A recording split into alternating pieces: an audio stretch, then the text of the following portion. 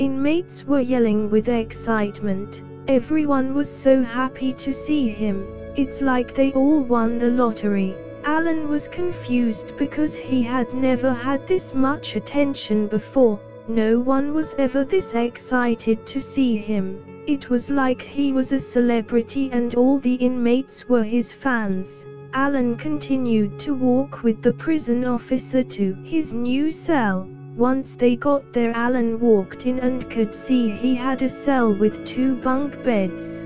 The best part about this cell was the fact that he didn't have to share the cell with anyone else. While Alan and the guards were in the cell, about 40 inmates rushed over to the cell and waited outside. They were all looking at Alan, waiting for the guard to leave the cell. They were all roasting and all had massive smiles on their faces. Inmates were pushing each other just to get a look at the new guy on the wing. The prison officer then looked at all the inmates waiting outside and then looked at Alan.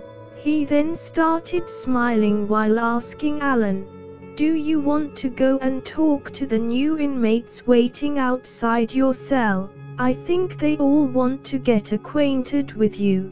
I think they all want to be your friend, so go and talk to them." Alan looked at the guys waiting outside his cell with smiles on their faces and told the prison officer, "You are right.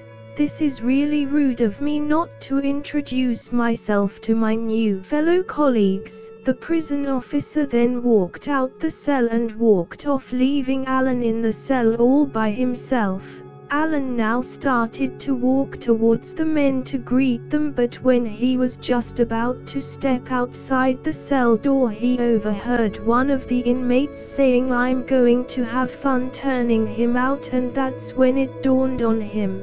He then realized these inmates are not here to be his friends. These inmates are here to turn him out, so Alan immediately slammed his cell door shut, which stopped any of the inmates from getting inside the cell.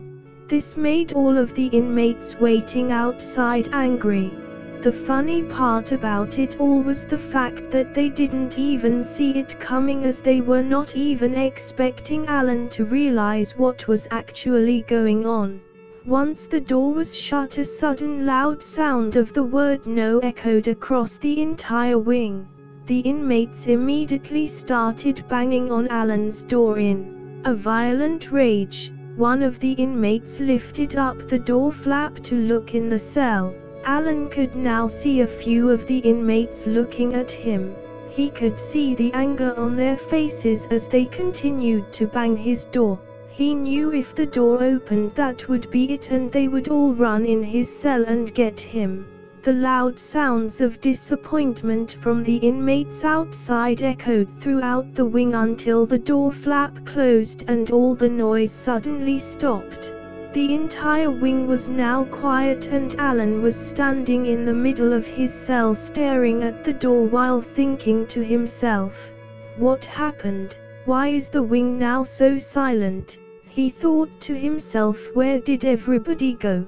The door flap suddenly opened again, but a new face appeared. Alan could now see a large dark face with bloodshot eyes looking straight at him.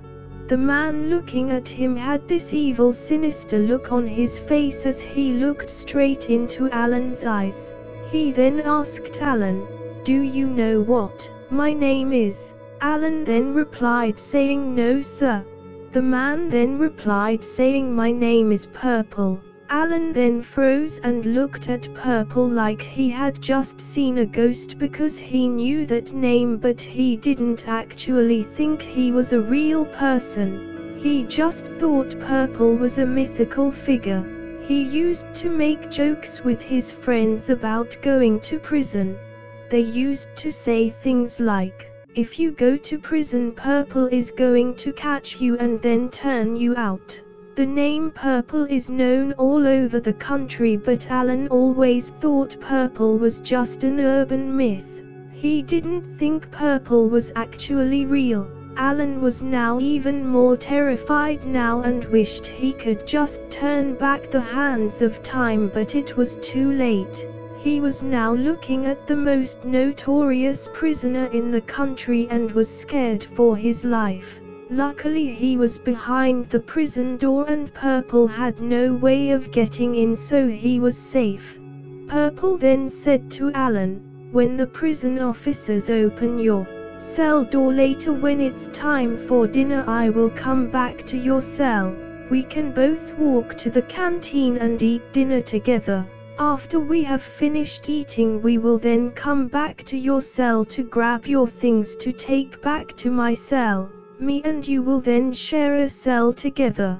You will be my new cellmate. Are we clear on this?" Not knowing what to do or say, the first thing that came out of Alan's mouth was "Yes, sir." Purple was happy with Alan's answer and said good. He then closed Alan's door flap and walked off. Alan then ran into his bed and put the covers over him.